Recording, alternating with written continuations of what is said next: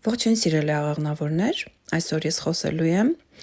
2026 թվականի կանխատեսումներից աղեղնավոր նշանի համար, ինչպես նաև խոսելու ենք հունվար ամսվա մանրամասն նկարագրի մասին։ Սիրելի ընկերներ, ուրեմն հունվարը ձեզ համար բավականին ֆինանսապես հետաքրքիր ամիս է լինելու, որովհետև ամսվա առաջին հատվածում, կարելի ասել մինչև ամսի 20-ը, ուրեմն ձեզ մոտ կենտրոնացած է ձեր ուշադրությունը ֆինանսական ձեռքբերումների վրա կամ այնպիսի հարցերի վրա, որոնք ուրեմն ֆինանսական ներդրումներ են պահանջում։ Իսկ ամսվա վերջում այստեղ մենք ունենք արդեն ուշադրության կենտրոնացում ձեր երրորդ ոլորտի վրա, նշանակում է ամսվա վերջում ավելի շատ ակտիվանում է ձեր շփումները։ Բացի դրանից նշեմ նաև, որ հունվարը թեթև դինամիկ ակտիվ ամիս է, քանի որ մենք պետք է հունվարին առավելագույնս օգտագործենք մեր հնարավորությունները մոլորակների կողմից տրված, որովհետև փետրվարը լինելու է բավականին ծանր, լարված, սթրեսային ամիս և պետք է հոգեբանորեն պատրաստվենք, փետրվարին արդեն ունենալու ենք խավարումներ։ Սիրելի աղեղնավորներ, հունվարի 1-ին Մերկուրին մուտք է գործում ձեր երկրորդ ֆինանսական դաշտ։ Սա նշանակում է, որտեղ Մերկուրին է, այնտեղ ակտիվություն է, այնտեղ հաղորդակցություն է, այնտեղ ինֆորմացիա է, այնտեղ շփումներ են։ Եվ այստեղ հունվարի 1-ից հետո ֆինանսական որոշակի գործարքների շուրջ շատ ակտիվ շփվելու եք մարդկանց հետ, միգուցե փնտրելու եք նոր ֆինանսական եկամուտներ, միգուցե այստեղ շատ զանգեր եք ստանալու ինչ-որ գործարքների հետ կապված, այնպես որ Մերկուրին բերում է բավականաչափ ակտիվություն։ Ամսի 3-ին լիալուսին է տեղի ունենում կրկին ձեր ֆինանսական, սակայն այս անգամ 8-րդ ոլորտում։ 8-րդ ոլորտը, սիրելիներս, բանկային հարցերն են, հիպոթեկն է, մեծ ֆինանսավորող ինչ-որ կազմակերպություններն են, ժառանգության հարցն է, և տեսեք այս լիալուսինը կարող է վերջակետ դնել այն տիպի խնդիրներին, որոնք կային կապված վերը նշածս թեմաների հետ։ Օրինակ, դուք երկար ժամանակ ուզում եք հիպոթեք ձևակերպել, հունվարի 3-ին կամ նրա մոտակա օրերին, եթե հաշվի առնենք, որ հունվարի 3-ը դեռևս տոնական օր է, հավանաբար նրանից մի քանի օր հետո արդեն ձեր այդ ուրեմն հիպոթեկը կհաստատվի, կամ ինչ-որ բանկային գործարք, կամ շատ հավանական է, որ դուք մինչ այդ ունեիք վարկեր, ինչ-որ պարտավորություններ ֆինանսական, այժմ այս լիալուսնից հետո ուրեմն վճարելու եք և այլևս չեք ունենալու։ Ամսի 8-ին ունենք Վեներա Մարսի միությունը ձեր երկրորդ ֆինանսական դաշտում, սիրելի աղեղնավորներ, այս երկու մոլորակները սովորաբար ներկայացնում են մեր անձնական հարթակը, և հնարավոր է, որ այստեղ հակառակ սեռի էներգիաների միջև այստեղ ստեղծվի որոշակի միություն, կոալիցիա, ֆինանսական ինչ-որ գործարք կատարելու համար, ասենք, ենթադրենք ձեզ հետ ինչ-որ մեկը գործարքի մեջ մտնի, հակառակ սեռի ներկայացուցիչ, որի հետ դուք կկարողանաք լավ գումար աշխատել ինչ-որ ոլորտում, որտեղ որ աշխատում եք։ Ամսի 9-ին, սակայն, տեսեք Յուպիտեր մոլորակը գտնվում է ձեր ֆինանսական դաշտում, սիրելիներս, և կարելի ասել մինչև ամառ, մինչև հունիսի 30-ը ձեզ համար ֆինանսական դաշտում բավականաչափ լավ ուրեմն նախադրյալներ է ստեղծում, սակայն ամսի 9-ին ունենք Վեներա, Յուպիտեր, երկու այս մոլորակների ընդդիմությունը։ Վեներան բացի անձնական հարթակից նաև ներկայացնում է ֆինանսական եկամուտները և Յուպիտերի հետ ընդդիմության մեջ գտնվելով նշանակում է խոչընդոտելու է ձեր ֆինանսներին։ Նշանակում է ամսի 9-ին շատ ուշադիր եք լինում, որպեսզի գումար չկորցնեք, բանկային գործարք մի կատարեք այս օրը, ամեն դեպքում այն չի ստացվելու։ Եվ բացի դրանից ոչ մեկին պարտքով գումար մի տվեք, որովհետև այս օրը լի է կոնֆլիկտներով ու խնդիրներով ֆինանսական առումով։ Ամսի 17-ին Վեներան մուտք է գործում արդեն ձեր երրորդ ոլորտ, և տեսեք աստիճանաբար արդեն տրամադրությունը գնում է դեպի երրորդ ոլորտ։ Վեներան որտեղ գտնվում է, այնտեղ հաճելի է, այնտեղ լավ տրամադրություն է, իսկ երրորդ ոլորտը սա քույրերը, եղբայրները, հարևանները, գործընկերները, մտերիմ մարդիկ, ազգականները, Եվ Վեներան այստեղ բերում է բավական ակտիվ շփումներ, այսինքն միջոցառումներ, իրադարձություններ, միգուցե նոր հարևաններ կունենաք։ Բացի դրանից, երրորդ ոլորտը նաև նախատեսում է ավտոմեքենայի հետ կապված հարցերը, հնարավոր է, ասենք, Վեներան երրորդ ոլորտում ձեզ բերի հնարավորություն գնելու շքեղ ավտոմեքենա։ Ինչու շքեղ, որովհետև Վեներան սիրում է շքեղ և գեղեցիկ։ Ամսի 18-ին նորալուսին է տեղի ունենում ձեր երկրորդ ֆինանսական դաշտում, սա նշանակում է արդեն ամսի 18-ից հետո հստակ կտեսնենք նոր հնարավորություններ, որոնք հնարավոր է իրականացնել ֆինանսների ձեռքբերման հարցում։ Նոր աշխատանք, նոր պաշտոն, նոր աշխատավարձի չափ, լրացուցիչ եկամուտներ, այստեղ ամսի 18-ից հետո նաև ձեզ կարող են պարտք վերադարձնել։ Ամսի 20-ին Մերկուրի մոլորակն էլ է տեղափոխվում արդեն երրորդ ոլորտ եւ այստեղ բավականաչափ ակտիվություն է գնում հատկապես կապված մեքենայի առք ու վաճառքի հետ, չէ՞ որ Մերկուրին առևտրի մոլորակն է նաեւ եւ մուտք գործելով երրորդ ոլորտ նշանակում է ակտիվացնում է այդ առք ու վաճառքի հարցերը։ Հնարավոր է, որ ասենք մեքենա եք ուզում վաճառել կամ գնել, հնարավոր է, որ ասենք դասընթացի եք ուզում մասնակցել կամ ասենք վարորդական իրավունքի ինչ-որ դասընթացի հետ կապված, ենթադրենք Մերկուրին բերում է բավականաչափ ակտիվություն։ Նշեմ, որ այս ժամանակահատվածը շատ լավ է հանձնելու քննություններ։ Ամսի 20-ին ունենք նույն հենց ամսի 20-ին ունենք շատ լավ երկու եւս ասպեկտացիա։ Մարսի Ուրանի միջև ունենք տրին եւ նշանակում է սիրելիներս, որ աշխատանքային շատ լավ հնարավորություններ են բացվում այս օրը։ Ուրան մոլորակը դեռևս ձեր 6-րդ ոլորտում է, սիրելի աղեղնավորներ, սակայն այստեղ այնքան էլ տհաճ չէ Ուրանի անակնկալը եւ Մարսի հետ բերում է ֆինանսներ աշխատելու հնարավորություն։ Նույն օրը նաև ունենք Սատուրն-Ուրան սեքստիլը, Սատուրնը ձեր 4-րդ ոլորտում է եւ նշանակում է տան անդամներից ինչ որ մեկին կարող է նաև աշխատանքային շատ լավ հնարավորություն ստեղծվել։ Նաև հնարավոր է այսօրը ասենք ձեզ, ենթադրենք բնակարան եք գտնում, փնտրում գնելու համար, այստեղ հնարավորություն տրվի ձեզ ամսի 20-ին ձեր ուզած բնակարանը գտնելու։ Ամսի 23-ին արդեն Մարսն է տեղափոխվում ձեր երրորդ ոլորտ եւ տեսեք մեր ամբողջ էներգիան, ակտիվությունը կենտրոնանում է երրորդ ոլորտի վրա։ Նշեցի արդեն երրորդ ոլորտը ավտոմեքենան է, ճանապարհներն են, դասընթացներն են, հարևաններն են, այստեղ պարզապես Մարսը գերակտիվ է, ուրեմն փորձում ենք չվիճել հարևանների հետ, փորձում ենք մեքենա վարելիս արագությունը շատ չավելացնել, որտեղ Մարսը արագություն է սիրում։ Առհասարակ Մարսի երրորդ ոլորտում բավականին դրական է, եթե հետևենք այդ բոլոր կանոններին։ Ամսի 26-ին արդեն Նեպտուն մոլորակն է տեղափոխվում ձեր 5-րդ ոլորտ 13 տարով սիրելիներս, այս մասին կխոսեմ 2026 թվականի կանխատեսումների ժամանակ, իսկ ամսի 29-ին Վեներայի Մերկուրիի միջև կա միություն ձեր երրորդ ոլորտում եւ նշանակում է ինչ-որ հանդիպում կամ ծանոթություն կարող է տեղի ունենալ ամսի 29-ին,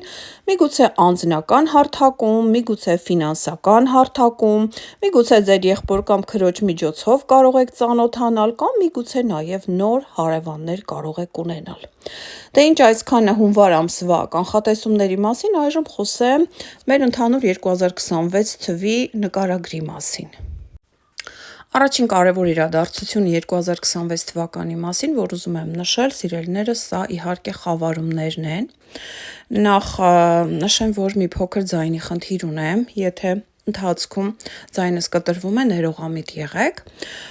Ուրեմն տեսեք, խավարումները 2026 թվականին տեղի ունենալու ձեր արդեն 3-րդ եւ 9-րդ ոլորտներում, սակայն 2025 թվականի ուրեմն խավարումները նաեւ հիբրիդային տեսքով կարող են լինել նաեւ 2026 թվականին, սա նշանակում է,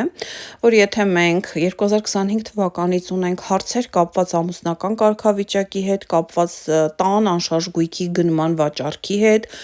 կամ կապված պաշտոնի ուրեմն կամ պաշտոնանկության հետ, ուրեմն տեսեք այդ հարցերը դեռևս ձեզ համար ակտիվ են 2026 թվականին։ Փետրվարի 17-ին արևի խավարում ունենք, արդեն ձեր երրորդ ոլորտում եւ նորություններ են այստեղ սպասվում փետրվարի 17-ից հետո, միգուցե քրոջ կամ եղբոր ընտանիքում, միգուցե ավտոմեքենայի հետ կապված, միգուցե կորոշեք ինչ-որ դասընթացների հաճախել, երրորդ ոլորտը համենայն դեպս ինքը չի համարվում շատ կարևոր ոլորտ և հնարավոր է փետրվարի 17-ի արևի խավարումը այնքան էլ դուք չզգաք, սակայն մարտի 3-ին լուսնի խավարում ունենք, որը ձեր 10-րդ ոլորտում է, սիրելիներս, 10-րդ ոլորտը նշեցի դեռևս 2025 թվականից եկող խավարումների այս առանցքն է և նշանակում է, որ այստեղ այս լուսնի խավարումը կարող է վերջակետ դնել այն հարցին, որը կար կապված, ասենք, ձեր պաշտոնի հետ, կամ ձեր անուն հեղինակության հետ, կամ ձեր ամուսնական կարգավիճակի հետ, եթե դուք ամուսնացած եք, ուրեմն և ամեն ինչ տանում է նրան, որ պիտի ամուսնալուծվեք, ապա մարտի 3-ի լուսնի խավարումը կբերի դա, կամ այստեղ լուսնի խավարումը սովորաբար վերջակետ է դնում այն կոնֆլիկտներին, որոնք կային, կամ վերջակետ է դնում այն փոխհարաբերություններին, որոնք կային, և այստեղ բնականաբար մեզ տալով նոր հնարավորություններ, որից հետո նաև 10-րդ ոլորտը խոսում է երեխայի ծնունդի մասին, օրինակ, եթե դուք սպասում եք կամ գիտեք, որ այդ ժամանակահատվածում երեխա պիտի ունենա կամ իմանալու եք մարտի 3-ի մոտակա օրերին, որ ծնող եք դառնալու կամ ասենք թեկուզ տատիկ, պապիկ եք դառնալու, դա նույնպես կարգավիճակ է։ Հաջորդ խավարումները օգոստոսի 12-ին և օգոստոսի 28-ին են լինելու, այսինքն հաջորդ խավարումների փուլը օգոստոս ամիսն է լինելու։ Այստեղ ամսի 12-ին ունենալու ենք արևի խավարում 9-րդ ոլորտում, որը նշանակում է բերում է, մեծ հնարավորություններ է բերում, միգուցե օտար երկիր ճամփորդելու շատ հաճախակի աղնավորները շատ են սիրում ճամփորդել,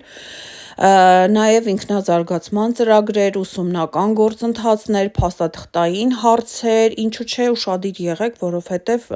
դատական ինչ-որ գործընթացներ նույնպես կարող են սկսվել օգոստոս ամսից։ Օգոստոսի 28-ին ունենք լուսնի խավարում, որը վերջակետ է դնում այն հարցին, որը կար ձեր տանը, միգուցե ձեր տան անդամներից ինչ-որ մեկի հետ կապված, ասենք նա, ի վերջո մեկնում է, հեռանում է, այլ վայրում է սկսում ապրել, կամ այս լուսնի խավարումը կարող է բերել այն լուրջ կոնֆլիկտին վերջակետ, որը կար միգուցե անշարժ գույքի հետ կապված, խնդրահարույց ինչ-որ հարցեր, որոնք տան փաստաթղթերի հետ էին կապված, կամ տան անդամներից ինչ-որ մեկի հետ էին կապված, այստեղ կարող է վերջակետ դնել, և տեսեք արդեն առաջիկա 9 տարիներին այլևս չի լինելու ձեր 10-րդ և 4-րդ ոլորտներում խավարումներ։ Երկրորդ կարևոր իրադարձությունը խոսում եմ Սատուրնի և Նեպտունի մասին, սիրելիներս, այս երկու գիգանտները ի վերջո լքում են ձեր 4-րդ ոլորտը, ինչու ի վերջո, որովհետև 4-րդ ոլորտը սա շատ կարևոր ոլորտ է, սա մեր տունն է և նշանակում է, որ մեր անձնական արևի նկատմամբ 4-րդ ոլորտը 90 աստիճան է կազմում, որը քառանկյուն է, այսինքն լարվածություն է ստեղծում, և եթե նկատել եք վերջին 3 տարիներին, ձեր 4-րդ ոլորտում, այսինքն ձեր տանը եղել են անընդհատ խնդիրներ կապված միգուցե տան անդամների շփման հետ, կամ միգուցե անշարժ գույքի, ենթադրենք ցանկացել եք գնել և չի ստացվել, ցանկացել եք հիպոթեք վերցնել և չի ստացվել, այստեղ Սատուրն է եղել մեղավոր, որտև Սատուրնը սովորաբար սահմանափակում խնդիրներ է առաջացնում այն ոլորտում, որտեղ հայտնվում է, և ի վերջո Սատուրնը լքում է ձեր 4-րդ ոլորտը, դա կլինի փետրվարի 14-ին, և առաջիկա 3 տարին պատրաստվում է լինել ձեր 5-րդ ոլորտում, որը խոսում է երեխաների մասին, այսինքն եթե դուք նախատեսում եք երեխաներ, ապա հնարավոր է Սատուրնը այստեղ խնդիրներ առաջեցնի։ Սիրելիներս, Նեպտունը նույնպես հունվարի 26-ին նշեցի արդեն հունվար ամսվա կանխատեսումներում տեղափոխվում է ձեր 5-րդ ոլորտ և Նեպտունը ավելի երկարաժամկետով 13 տարով։ Նեպտունը վատ բացասական մոլորակ չէ, սակայն Նեպտունը առաջացնում է իլյուզիաներ, ֆանտազիաներ,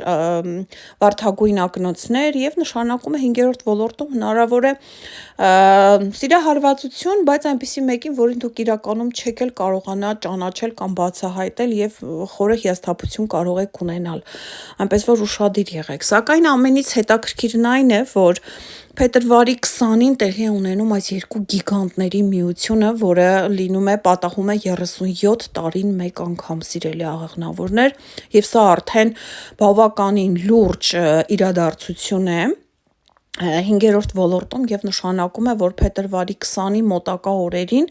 երբ այս երկու գիգանտները կմիանան երկնքում, միգուցե ձեր կյանքում ինչ-որ մի բան կփոխվի կապված երեխայի հետ, միգուցե կապված սիրահարվածության զգացումի հետ, կամ միգուցե նաեւ ինչ-որ ստեղծագործական բուռն աշխատանքային ինչ-որ ուղի կբռնեք եւ այսուհետ կզբաղվեք այդպիսի գործունեությամբ։ Երրորդ կարևոր իրադարձությունը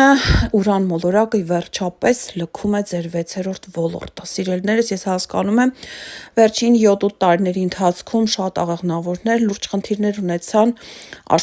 աշխատանքի հետ կապված, աշխատավայրում գործընկերների հետ կապված, միգուցե նաև առողջության հետ կապված, սա Ուրան մոլորակի ուրեմն այցներ ձեր 6-րդ ոլորտ։ Այն լքում է ապրիլի 26-ին եւ առաջիկա 7 տարին ուրեմն կլինի մինչև 2033 թվականը ձեր 7-րդ ոլորտում։ Այստեղ արդեն տեսեք Ուրանը բերելու է ցնցումներ կապված ձեր կողքի մարդու հետ։ Հնարավոր է, սիրելիներս, չեմ փաստում, սակայն թվում է այն բոլոր հնարավոր տարբերակները, որոնք կարող է բերել Ուրանը։ Հնարավոր է, որ դուք ասենք իմանաք, որ ձեր կողքի անձը ձեզ դավաճանում է։ Կամ ասենք դուք ինչ-որ հաճախորդից շատ ինչ-որ վատ, ինչ-որ բան զգաք ձեր հանդեպ, ասենք ոչ թե ուշադրություն, այլ ուղղակի նրանց վատ վերաբերմունքը ձեր անձի հանդեպ, որ դուք զարմանաք։ Կամ այստեղ 7-րդ ոլորտը նաև թշնամիներն են, հնարավոր է, որ այստեղ ակտիվանան ձեր փակ գաղտնի թշնամիները եւ այստեղ ինչ որ խոչընդոտներ առաջանան ձեր կյանքում կապված հաճախորդների հետ, գործընկերների հետ եւ ուշադիր եղեք, որովհետեւ Ուրանը 7-րդ ոլորտում անմիջապես ձեր դիմացն է, այսինքն հակառակ կողմում է առանցքի գտնվում երկվորյակներ նշանի ներքո եւ անմիջապես ձեր արևի նկատմամբ ուրեմն կազմում է 180 աստիճան, այսինքն ընդդիմություն, այնքան էլ ուրեմն դրական չէ ձեր նշանի հանդեպ։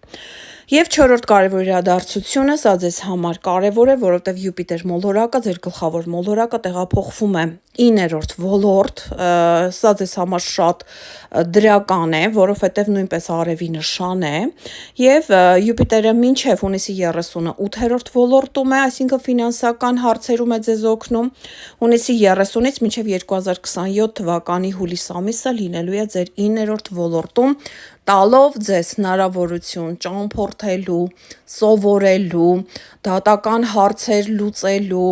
վիզաներ ստանալու, այլ երկրում քաղաքացի դառնալու, այսինքն շատ մեծ հնարավորություններ է բացում այստեղ Յուպիտերը ձեր առաջ, սիրելիներս։ Դե ինչ, սիրելի աղնավորներ, այսքանը ձեր 2026 թվականի կանխատեսումների մասին, կհանդիպենք հաջորդ հոլովակում, առայժմ։